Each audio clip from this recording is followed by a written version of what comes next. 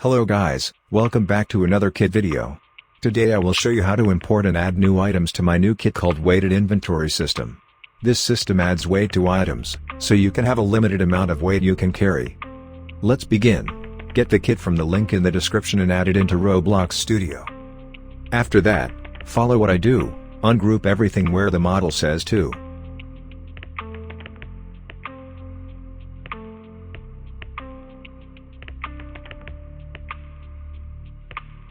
Okay, let's test.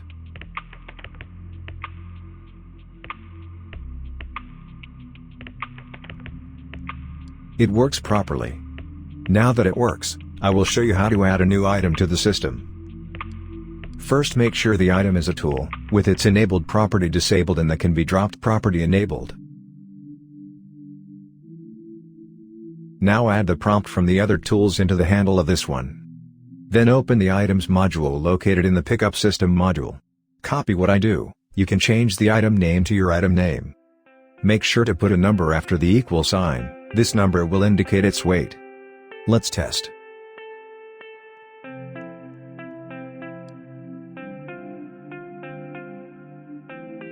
It works properly, that's great.